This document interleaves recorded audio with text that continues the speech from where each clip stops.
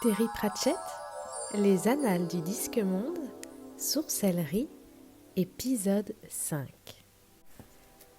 Le soleil se leva sur le jour des petits dieux, comme un œuf mal poché. La brume était descendue sur Ankh-Morpork en serpentin d'or et d'argent, humide, tiède, silencieuse. On entendait le grondement lointain d'un orage d'été sur les plaines. On aurait dit qu'il faisait plus chaud que la normale. Les mages s'accordaient souvent une grasse matinée. Ce jour-là, pourtant, nombre d'entre eux s'étaient levés tôt et ils erraient sans but dans les couloirs. Ils sentaient du changement dans l'air. L'université se remplissait de magie. Bien entendu, elle en était de toute façon ordinairement pleine d'une vieille magie bonasse, aussi excitante et dangereuse qu'une charentaise. Mais son antique texture en charriait désormais une nouvelle, une magie aux dents de scie, vibrante, éclatante et froide comme le feu cométaire. Elle suintait à travers les pierres et crépitait sur les arêtes vives comme de l'électricité statique sur le tapis de nylon de la création. Elle bourdonnait, elle grésillait. Elle frisotait les barbes des mages, s'échappait en minces volutes de fumée octarine, de doigts qui n'avaient rien accompli de plus magique en 3 décennies qu'une petite hallucination. Comment décrire l'effet produit avec tact et distinction ? La plupart des mages se retrouvaient dans la situation du vieillard qui, inopinément en présence d'une belle jeune femme, découvre avec horreur, ravissement et surprise que la chair est subitement en d'aussi bonne disposition que l'esprit. Et dans les salles et couloirs de l'université, un mot circulait à voix basse : sorcellerie. Quelques mages s'essayaient en douce à des sortilèges qu'ils cherchaient vainement à maîtriser depuis des années, et ils les voyaient, émerveillés, se réaliser à la perfection.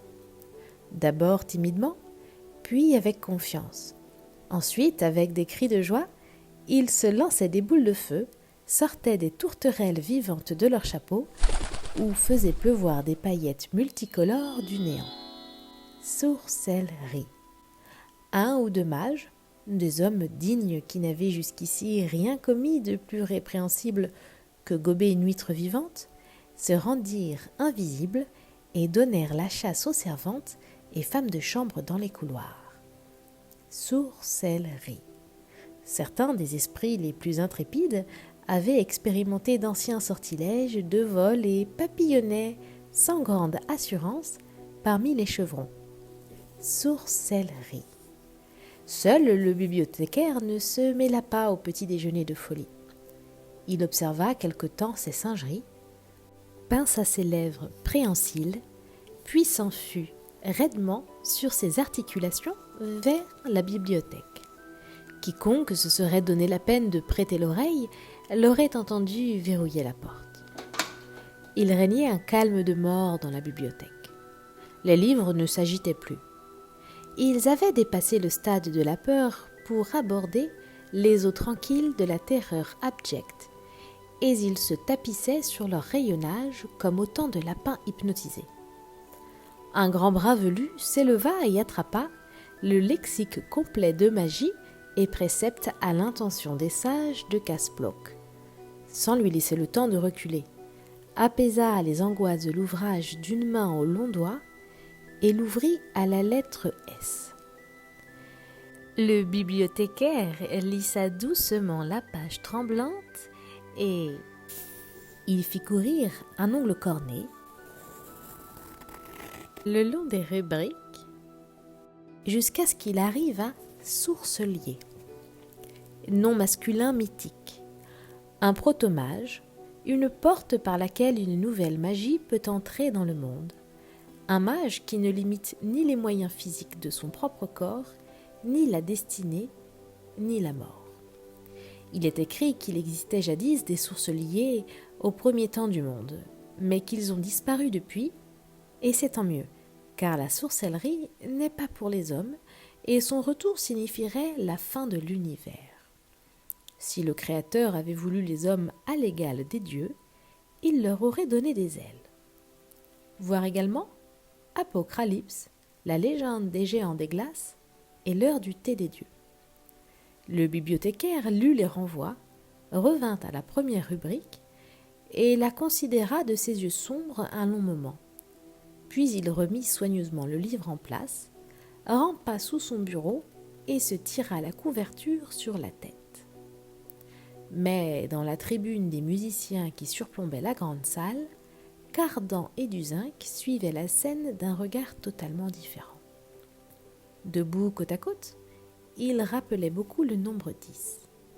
« Qu'est-ce qui se passe ?» demanda Duzinc. Il n'avait pas fermé l'œil de la nuit et alignait difficilement ses idées. « La magie se répand dans l'université, » dit Cardan. « C'est ça un sourcelier. Il canalise la magie. La vraie magie, mon garçon. Pas cette vieillerie fatiguée dont on se contente depuis des siècles.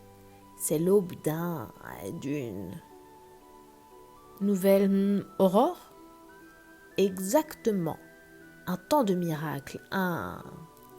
Annus mirabilis ? Cardan fronça les sourcils. Oui, dit-il enfin. Quelque chose comme ça, je pense. Vous êtes très à votre affaire avec les mots, vous savez. Merci, confrère.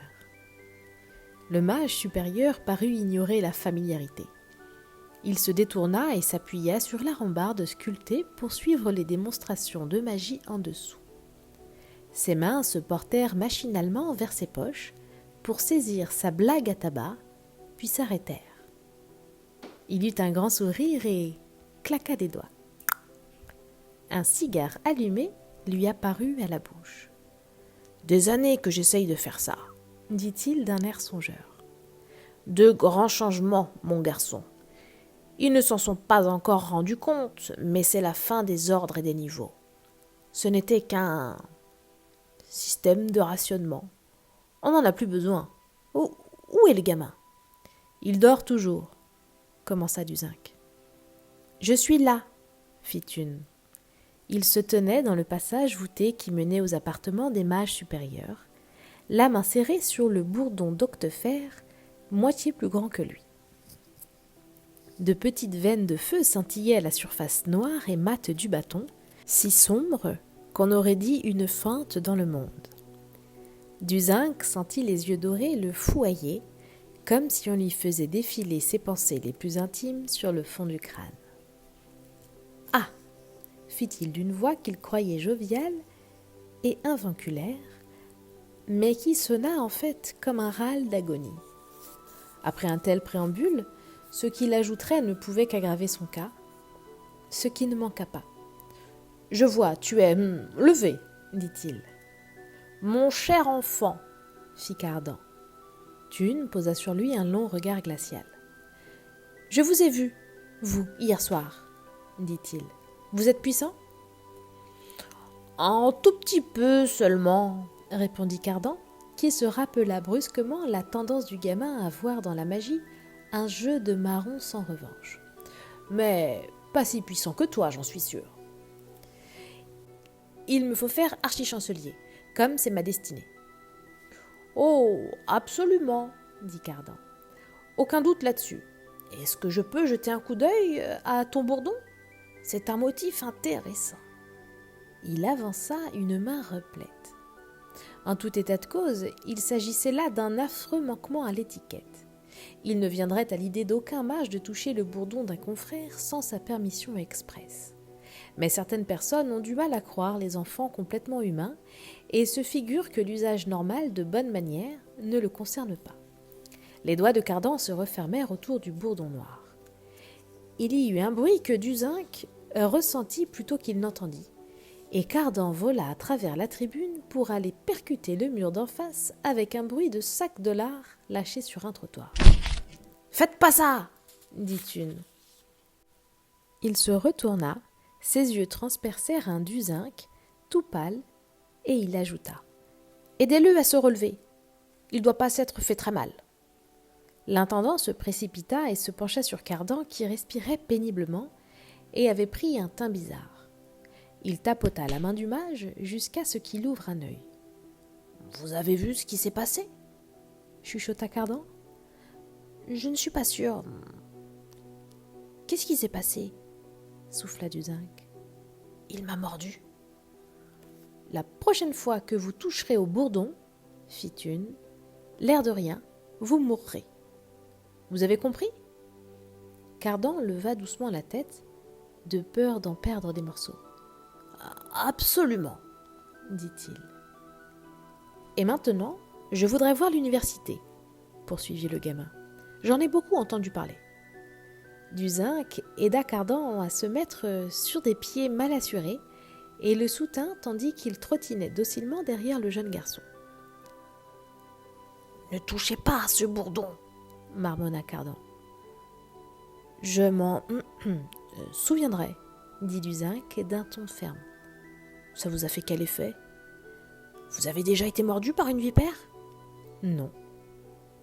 Alors vous comprenez l'effet que ça m'a fait. Ça n'avait strictement rien à voir avec une morsure de vipère. » Ils se hâtèrent à la suite de Thune qui descendit d'un pas décidé les escaliers et franchit la porte volatilisée de la grande salle. Duzinc se faufila devant, désireux de faire bonne impression. « Voici la grande salle, » dit-il. Thune tourna son regard doré vers lui, et le mage sentit sa bouche se dessécher.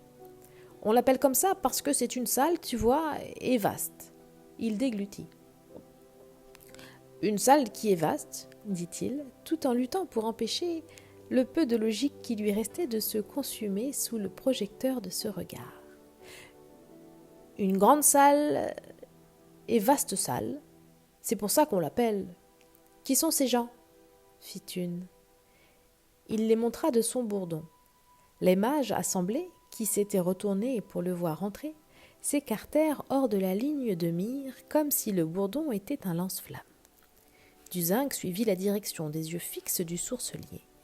Thune désignait les portraits et statues des précédents archichanceliers qui décoraient les murs. Abondamment barbus et coiffés de chapeaux pointus. Les mains refermées sur les rouleaux de parchemin d'ornement ou sur de mystérieux instruments astrologiques et symboliques. Ils écrasaient la salle d'un regard où se lisait une suffisance féroce, à moins que ce ne soit une constipation chronique. « Du haut de ces murs, dit Cardan, 200 mages suprêmes te contemplent. Ils ne me plaisent pas, fit Thune. Et le bourdon vomit du feu Octarine. Les archichanceliers disparurent. Et les fenêtres sont trop petites. Le plafond est trop haut. Tout est trop vieux. Les mages se jetèrent à plat ventre, tandis que le bourdon s'enflammait et crachait. Duzinc se tira le chapeau sur les yeux et roula sous une table lorsque la structure même de l'université ondoya autour de lui. Le bois grinça, la pierre gémit. Quelque chose lui donna une tape sur la tête. Il hurla. « Arrêtez ça !» cria Cardan. « Et remontez-moi votre chapeau. Montrez un peu de dignité !»« Qu'est-ce que vous faites sous la table alors ?» demanda aigrement Duzinc. « Il faut saisir l'occasion. »« Quoi, le bourdon ? Suivez-moi !» Duzinc émergea dans un nouveau monde éclatant, horriblement éclatant. Disparus les murs de pierre rugueux, disparus les chevrons obscurs, repères des chouettes. Disparu le sol dallé et son motif de carreaux noirs et blancs qui vous exorbitait les yeux. Disparu aussi les hautes et petites fenêtres, avec leurs nobles patines et leur graisse ancestrale. La lumière crue du soleil entrait à flots dans la salle pour la première fois. Les mages s'entre-regardèrent, bouche bée, et ce qu'ils découvrirent n'était pas ce qu'ils avaient toujours cru voir. Les rayons impitoyables transmuaient les riches broderies d'or en dorures poussiéreuses, révélaient dans les tissus fastueux du velours élimé et taché, changeaient les belles barbes flottantes en broussailles maculées de nicotine, dénonçaient dans les diamants magnifiques des pierres de l'encre de mauvaise eau. La lumière joviale examinait et palpait, chassait les ombres complaisantes. Et Duzinc devait le reconnaître. Ce qui restait n'inspirait pas confiance. Il eut soudain la conscience aiguë que sous ses robes dépenaillées, sérieusement décolorées, s'aperçut-il dans un accès supplémentaire de culpabilité, les robes avec le trou par où les souris avaient lancé leur attaque, qu'en dessous donc, il avait gardé ses pantoufles. Il n'y avait quasiment plus que du verre dans la salle. Ce qui n'était pas du verre était du marbre. Du zinc se sentit indigne de tant de beauté. Il se tourna vers Cardan et vit que son confrère fixait Thune, les yeux brillants. La plupart des autres mages avaient la même expression. Ils n'auraient pas été mages si la puissance ne les avait pas attirés, et ils avaient affaire, là, à de la vraie puissance. Le bourdon les avait charmés comme autant de cobras. Cardan avança la main pour toucher l'épaule du gamin, puis se ravisa. « Magnifique !» préféra-t-il dire. Il pivota vers les autres mages et leva les bras. « Chers confrères !» entonna-t-il. « Nous avons parmi nous un mage de grand pouvoir. » Du zinc lui tira sur la robe. « Il a failli vous tuer !» siffla-t-il. Cardan l'ignora. « Et je propose... » Cardan déglutit. « Je le propose comme archi-chancelier !» Il y eut un court silence, puis une explosion d'acclamations et de cris de protestation. Plusieurs querelles éclatèrent à l'arrière de l'assemblée. Les mages des premiers rangs étaient moins enclins à discuter. Ils voyaient le sourire sur la figure de Thune. Un sourire radieux et froid, comme le sourire sur la face de la lune. On s'agita et un vieux mage se fraya un chemin jusque devant la cohue. Du zinc reconnut Auvin Gauchet, mage de 7e niveau et maître de conférences en tradition. Il était rouge de colère, sauf là où il était blanc de rage. Lorsqu'il s'exprima, ses mots fendirent l'air comme autant de coups de couteau, taillés comme un coup de serpe, secs comme des coups de trique. « Êtes-vous fou ?» lança-t-il. « Personne en dehors d'un mage de 8e niveau ne peut devenir archi-chancelier. Et ce sont les autres mages supérieurs qui doivent l'élire lors d'une assemblée solennelle. Dûment guidés par les dieux, bien sûr. C'est la tradition. En voilà une idée. » Gauchet étudiait la tradition de la magie depuis des années. Et parce que la magie est plus ou moins un processus à double sens, elle l'avait marqué de son empreinte. Il paraissait aussi fragile qu'une allumette au fromage, et d'une façon inexplicable, l'aridité de sa tâche l'avait doté de la faculté de prononcer la ponctuation. Il était là, vibrant d'indignation, et il eut conscience de se retrouver rapidement tout seul. En fait, il occupait le centre d'un cercle grandissant d'espaces vides, bordé de mages soudain prêts à jurer qu'ils ne l'avaient jamais vu de leur vie. Thune avait levé son bourdon. Gauchet leva un point de remontrance. « Tu ne me fais pas peur, jeune homme, jeta-t-il. Tu as peut-être du talent, mais le talent magique tout seul ne suffit pas. On exige beaucoup d'autres qualités d'un grand mage, compétences administratives, par exemple, sagesse et... » Thune baissa son bourdon. « La tradition s'applique à tous les mages, non ?» dit-il. « Absolument. Elle a été établie, mais je ne suis pas mage, moi, seigneur Gauchet. » Le mage hésita. « Ah !» fit-il avant d'hésiter encore. « Très juste. Mais je sais qu'on a besoin de sagesse, de prévoyance et de bons conseils. Alors je serais très honoré si vous pouviez m'éclairer de votre expérience précieuse. Par exemple, comment se fait-il que les mages ne dirigent pas le monde ? » « Quoi ? C'est une simple question. Il y a dans cette pièce... » Les lèvres de Thune remuèrent une fraction de seconde. 472 mages experts dans le plus subtil des arts. Pourtant, tout ce que vous dirigez, ce sont ces quelques arpents architecture médiocres. Pourquoi ça ? Les mages les plus élevés en grade échangèrent des regards entendus. « C'est ce qu'on peut croire, finit par dire Gauchet.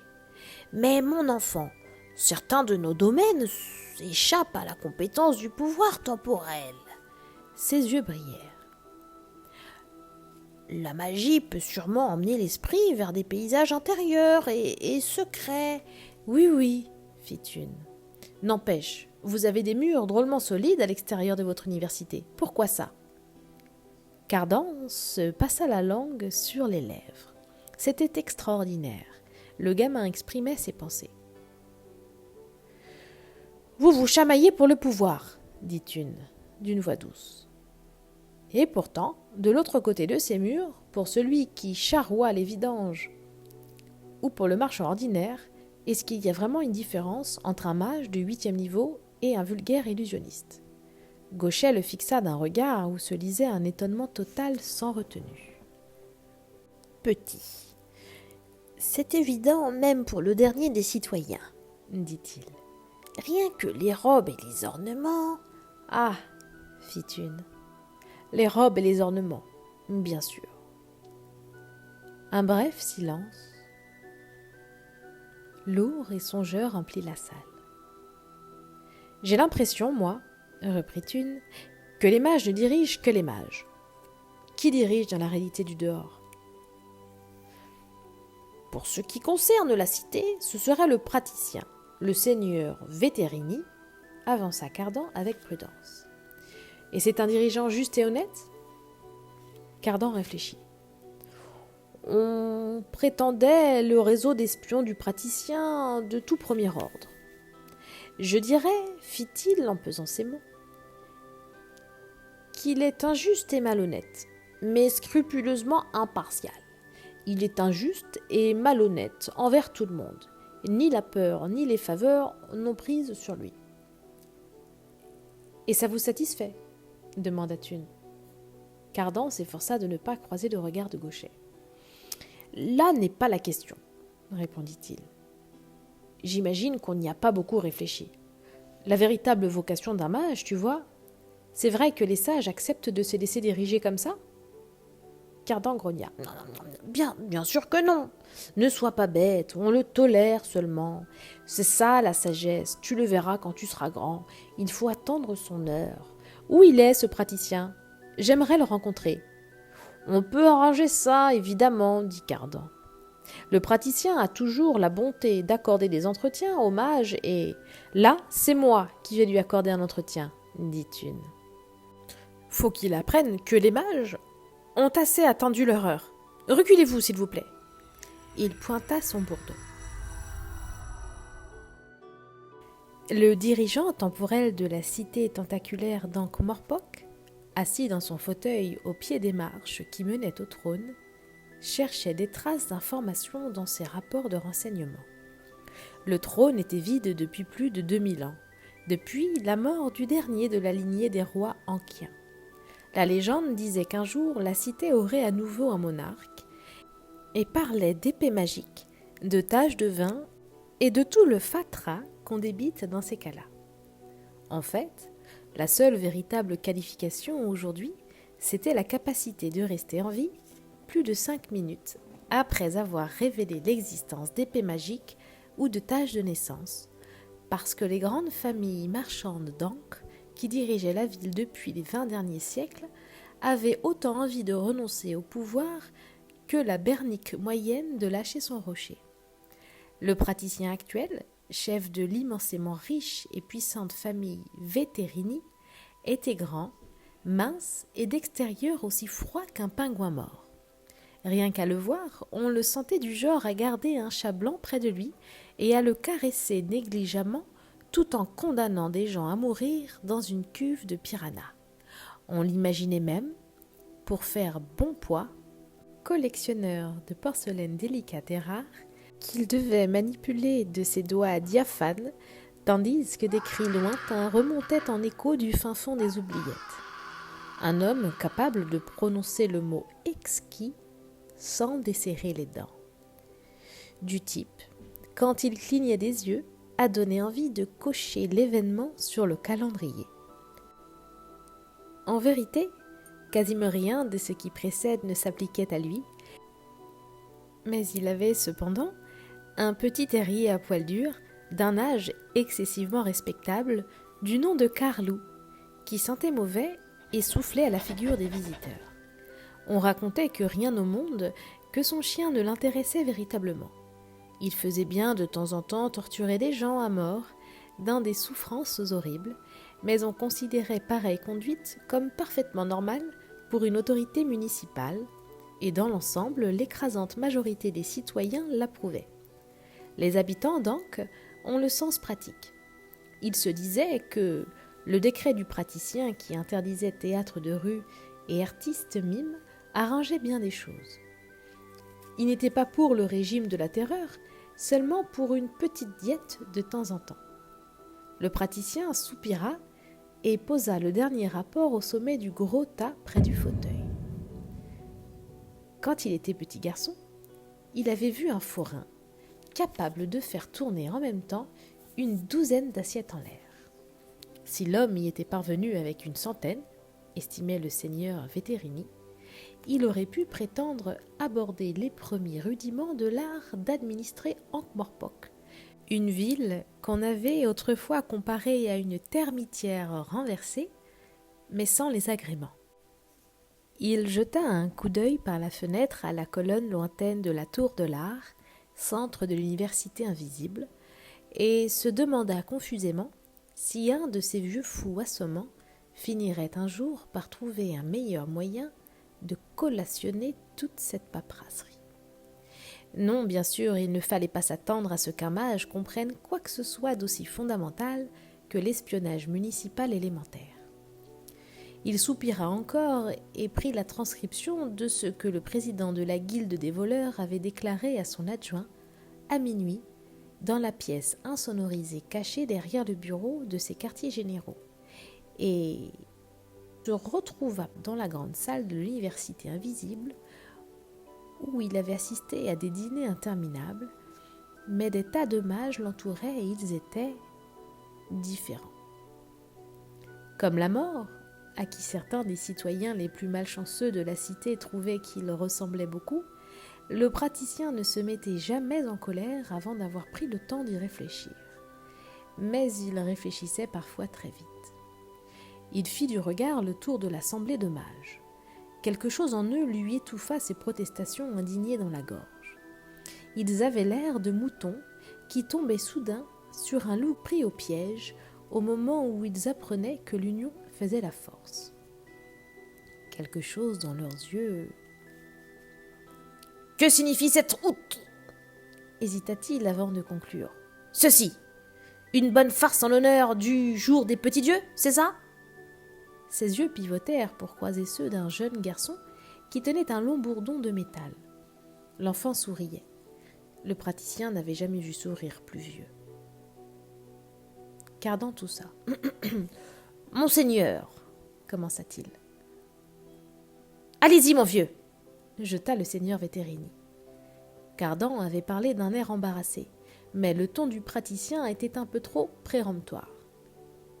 Les phalanges du mage blanchirent. « Je suis mage de 8e niveau, fit-il calmement. Et vous ne prendrez pas ce ton-là avec moi. Bien dit, approuva Thune. Conduisez-le aux oubliettes, ordonna Cardan. On n'a pas d'oubliettes, objecta du zinc. C'est une université. Alors conduisez-le dans les caves, fit sèchement Cardan. Et pendant que vous y êtes, creusez donc des oubliettes. Avez-vous une petite idée de ce que vous faites ? Demanda le praticien. J'exige de savoir ce que signifie tout ce... Vous n'exigerez rien du tout, le coupa Cardan. Et ça signifie qu'à partir de maintenant, ce sont les mages qui vont gouverner. Comme il était prévu, à présent, conduisez. Vous, gouvernez Ankh-Morpork ? Des mages à peine capables de se gouverner tout seuls ? Oui. Cardan sentait bien qu'il ne devait pas conclure sur cette réplique, mais il avait encore plus conscience que le chien Carlou, téléporté en même temps que son maître, s'était approché en se dandinant et lui examinait les chaussures de sa vue basse. Alors tous les vrais sages préféreront la sécurité d'une oubliette bien profonde, dit le praticien. À présent, vous allez arrêter vos sottises et me renvoyer dans mon palais, et il n'est pas impossible que nous ne parlions plus de tout ça. Ou du moins, que vous n'en ayez pas l'occasion. » Carlou cessa d'examiner les souliers de Cardan et trotta vers Thune en perdant quelques poils en route. « Cette pantomime a assez duré, » dit le praticien. « Maintenant, je commence. » Carlou gronda, d'un grondement grave, primitif, qui réveilla un écho dans la mémoire collective de tous les hommes présents et leur donna l'envie pressante de grimper à un arbre. Il évoquait de longues formes grises en chasse à l'aube des temps. Il était étonnant qu'un si petit animal puisse renfermer autant de menaces, une menace tout entière dirigée vers le bourdon dans la main de Thune. Le praticien s'avança à grands pas pour saisir son chien. Cardan leva le bras et lâcha un jet brûlant de feu orange et bleu qui traversa la pièce. Le praticien disparut. Là où il s'était tenu, un petit lézard jaune cligna des yeux et lança un regard noir de reptile stupide. Cardan se regarda les doigts avec étonnement, comme s'il les voyait pour la première fois. « Très bien, » murmura-t-il d'une voix rauque.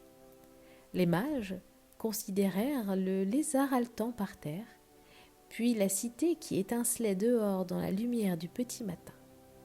Là-bas se trouvait le conseil des Aldermans, la garde municipale, la guilde des voleurs, la guilde des marchands, le clergé, et aucun d'eux ne savait ce qui allait leur tomber dessus.